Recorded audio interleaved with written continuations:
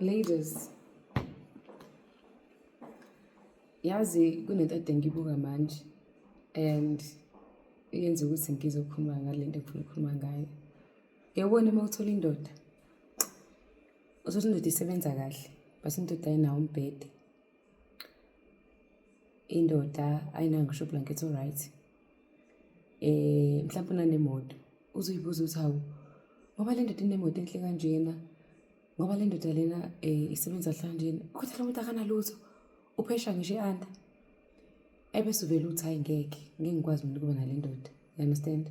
Ngoba shuthi ngeke ngize ngibe right.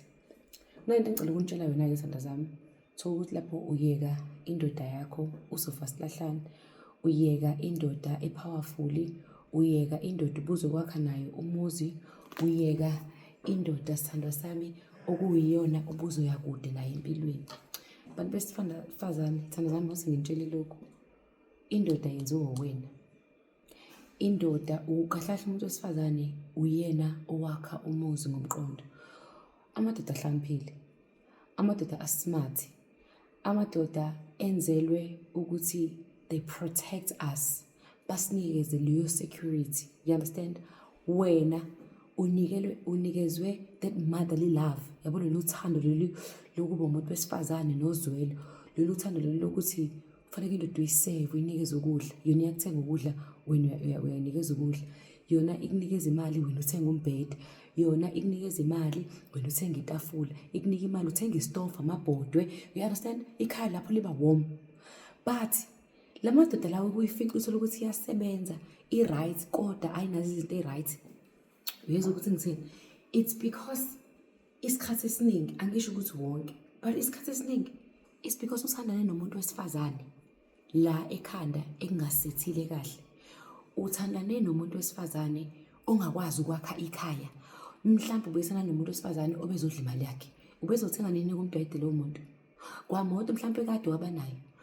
Ubezothenga nini ublanket, uzowathenga nini amabhodwe if umuntu wesifazane ebekade ethandana naye bekumuntu ebefuna ama-wig, efuna iy'nkope, efuna ubukhazikhazi bakhe e-selfish. Ngoba kunabanye bethu labantu besifazane, the only thing you think about impahla zokugqoka, stunning, stylish. Ngeke uthi ngithini? The only thing you think about i-weave, inwele, i-makeup, ukuthi ulele kuphi, kunjani, awuhlangani. So uma ukuthi indoda ibikade ithanda nomuntu wesifazane onjalo, obviously uzoyifica ingenalutho. Ngeke uthi ngithini?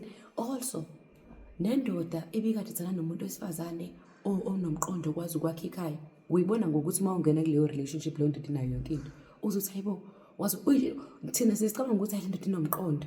Uyabona into leyo kuhle kwakhe, kanti bekade ithanda nomuntu osile, okwazi ukuthi amenze avuse ikhaya. Nosukuthi amenze umuntu, amadoda abantu ayikho lento ukuthi wena ngikwenza umuntu washaxa ngovusa amalanga, umenze umuntu mhlawumbe uzothi ngemali yakhe, wena bungasebenzi, umthengele ama-under ngemali yakhe. That's what we are made for.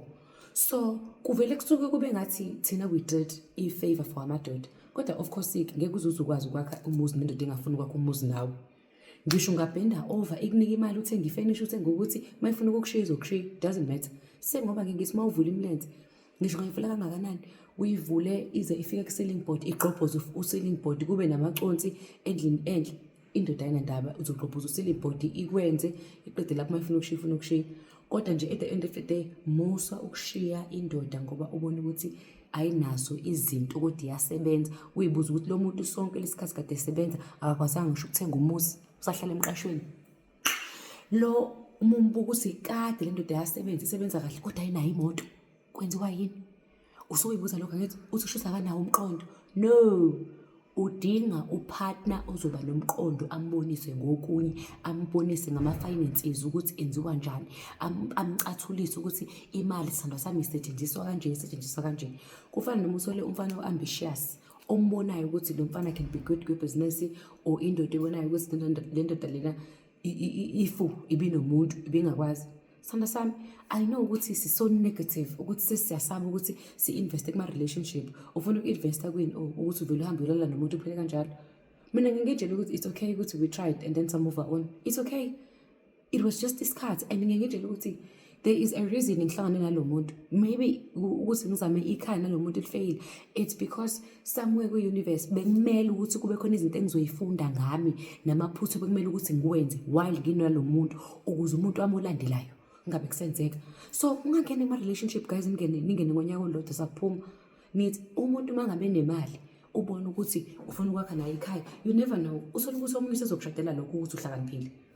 Umuntu wesifazane, omunye umuntu wesilisa ubengekho serious ngayo, but athi mangabe ekubuka abone ukuthi yazini umeme wami lo, athi yazini uyena umuntu engifuna ukuhlala naye, ngoba at least uyakwazi ukucabanga ukuthi mina nginodala singakwazi ukuthi sithenge indlu siphume la emqashweni. It's okay futhi if it's end guys, usumele udlulele phambili, it's okay. Sibe nje positive.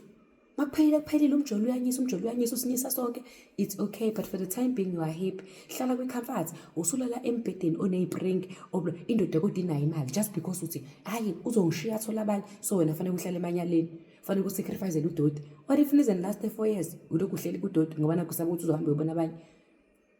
Ngisho ngahlala lapho kudoti, mhlawumbe uzobona abanye ukuthi ngoba ngihleli kudoti. Nibe right-ke. Ngila eclinic ngifila nansi i-outfit. Shaya nomglaselo la. Uyayibona into leyo? Bye.